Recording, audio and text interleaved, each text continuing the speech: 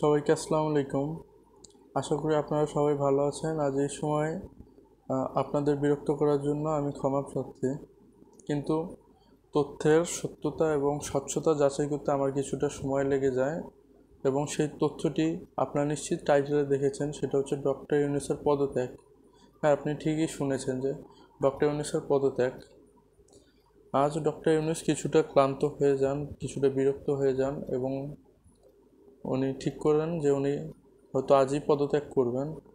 এবং এই খবরটি যখন চারদিকে ছড়িয়ে পড়ে এবং অনেকের কাছেই যখন এটি পৌঁছে যায়, বিশেষ করে এনসিপি নেতা সাবেক তথ্য উপদেষ্টা নাহিদুল ইসলাম এবং আরও অনেকের কাছে যখন এটি পৌঁছে যায়, তখন নাহিদুল ইসলাম এবং উপদেষ্টা মাহফুজ সহ আরও অনেক ছাত্র উপদেষ্টা ওনার সঙ্গে দেখা করেন এবং ওনাকে বোঝানোর চেষ্টা করেন যে এটা ঠিক সময় নয়, জুলাইয়ের রক্ত এখনও শুকোয়নি এবং আশা করা যায় উনি বুঝতে সক্ষম হন এবং হয়তো উনি আর পদত্যাগ করবেন না আপাতত।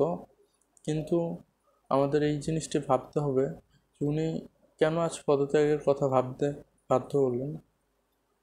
সেটি আর কারোর জন্য না, সেটি আপনার জন্য, আমার জন্য। কেননা ডক্টর ইউনূসের প্রধান যে শক্তি এখন কাজ করছে সেটি হচ্ছে আমরা জনগণ ওনাকে আজ প্রধান উপদেষ্টা বানিয়েছি বলেই উনি প্রধান উপদেষ্টা। উনি কোনো নির্বাচনের মাধ্যমে এই অন্তর্বর্তীকালীন সরকারের প্রধান উপদেষ্টা হননি।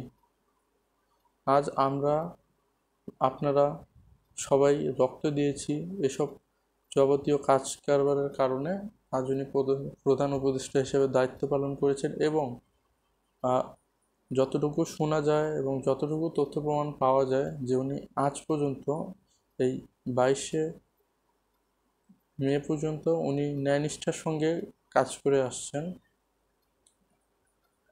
যেমন আপনারা নিশ্চয়ই মানবিক করিডোর এবং পোর্ট সম্বন্ধে শুনেছেন এবং অবগত আছেন। সেটি হচ্ছে আমরা নিজেরা জনগণ ওনার সঙ্গে কিছুটা বলতে গেলে বেইমানি করেছি, কারণ ওনার মুখ থেকে যেটা শুনেছি সেটি আমরা বিশ্বাস করিনি। কিন্তু ওনার যে বিরোধী পক্ষ আছে, আসলে ওনাদের বিরোধী পক্ষকে প্রশংসার দাবিদার ওনারা, কারণ ওনারা কতটা নিখুঁতভাবে তীক্ষ্ণভাবে আমাদের মাঝে এটা ছড়িয়ে দিয়েছেন যে আজ সেন্ট মার্টিন ভিনদেশীদের দখলে। মানবিক করিডোরের নামে আমাদের চট্টগ্রাম ভিনদেশে বিক্রি করে দেওয়া হচ্ছে এবং আমাদের চট্টগ্রাম বন্দর, যেখানে আমরা জানি যে ডিপি ওয়ার্ল্ড নামের একটি প্রতিষ্ঠান সেটি পরিচালনার দায়িত্ব নিতে যাচ্ছে বা নিবে, সেজন্য কথা হচ্ছে। অথচ তারা এটি প্রচার করে যাচ্ছে যে চট্টগ্রাম বন্দরকে বিদেশিদের হাতে তুলে দেওয়া হয়েছে। এটি আসলে সত্য না, কারণ তুলে দেওয়া এবং পরিচালনার দায়িত্ব দেওয়া দুটি পুরোপুরিভাবে ভিন্ন।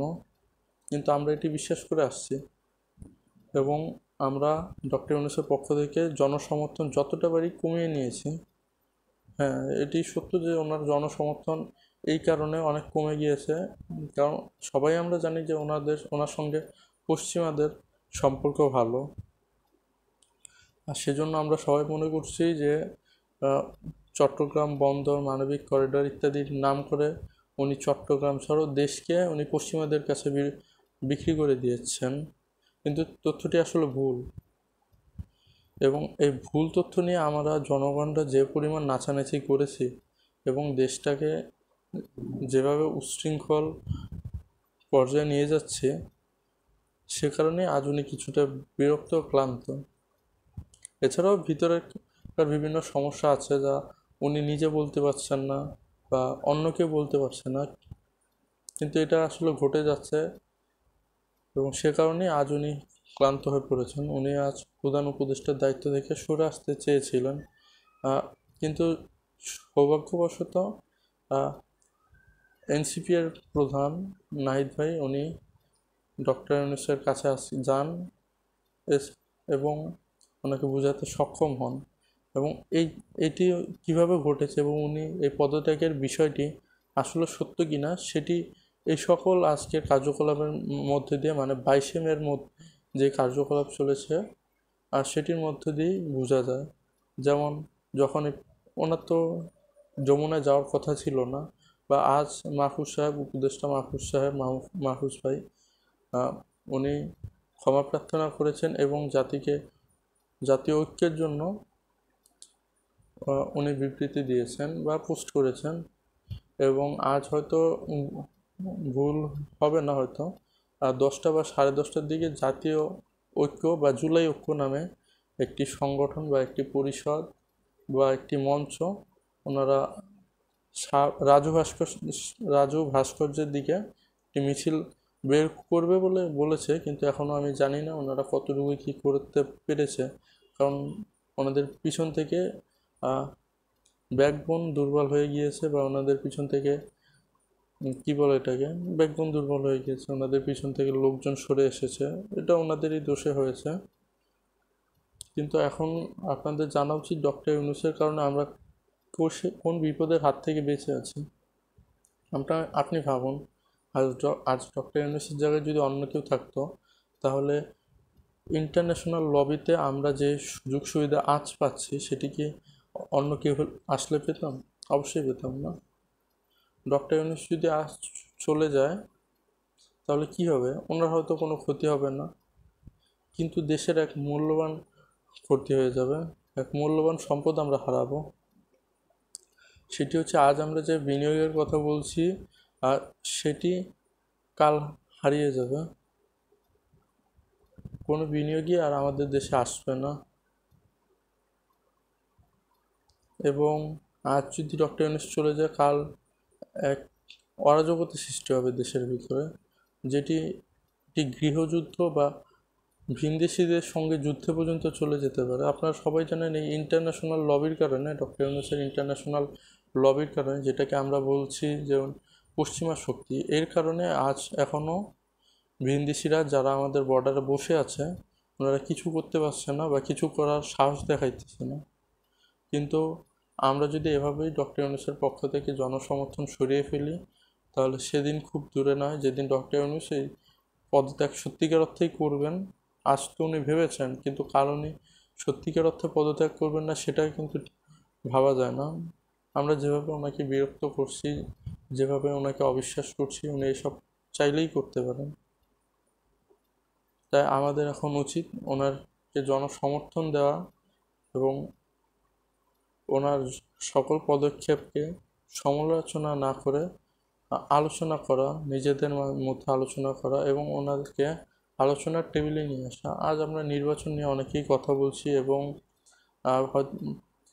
আমাদের মেয়র ইশরাক সাহেব, আমি ওনাকে মেয়রই বলছি কারণ যেহেতু চট্টগ্রামের বিএনপি সমর্থিত, হয়তো উনি, ওনার নামটা ঠিক মনে আসছে না, কিন্তু উনি যেহেতু মেয়র হতে পেরেছেন, তাই আমি মনে করি ইশরাক সাহেবেরও মেয়র হওয়ার উনি যোগ্য। যদি উনি যোগ্য না হন তাহলে চট্টগ্রামের সেই মেয়রও তো যোগ্য হওয়ার কথা না। এবং একদিক দিয়ে দেখা যাচ্ছে যে ইসলামী আন্দোলন বাংলাদেশের যে শায়েখের চরমোনাই, ওনার নামটা মনে আসছে না, উনিও তো মেয়র প্রার্থীর জন্য আবেদন করেছিলেন, কিন্তু ওনারটা খারিজ হয়ে যাওয়ার পর আমরা দেখিনি কোনো প্রকার আন্দোলন কিছু। কিন্তু ঢাকা শহরের ভিতরে নগর ভবনের সামনে আমরা যে আন্দোলন বা মানববন্ধন বা যাই বলি, যেটা দেখছি সেটা সত্যি রাজনৈতিক অপরিপক্বতার ভাব দেখা যাচ্ছে এখানে। ওনাদের বড় বড় রাজনৈতিক দল, আমাদের বড় ভাইদের আরও কিছুটা ধৈর্যশীল হওয়া উচিত, কারণ ওনারা যতটা অধৈর্য হবেন ততটা ওনারা নিজেদেরকে আর ছোটদের কাতারে নিয়ে আসবেন। যেমন আজ যদি কোনো বিএনপি বা অন্য কোনো সংগঠনের বড় নেতারা, প্রবীণ নেতারা, ওনারা যদি ছাত্র উপদেষ্টা বা ছাত্রদের সমালোচনা করেন বা ওনাদের কথার জবাব দেন, তাহলে ওনারা দুইজনই এক কাতারে চলে আসছেন। এটা করা আমাদের উচিত না। সবাইকে আসসালামু আলাইকুম, আজ এ পর্যন্তই, ধন্যবাদ।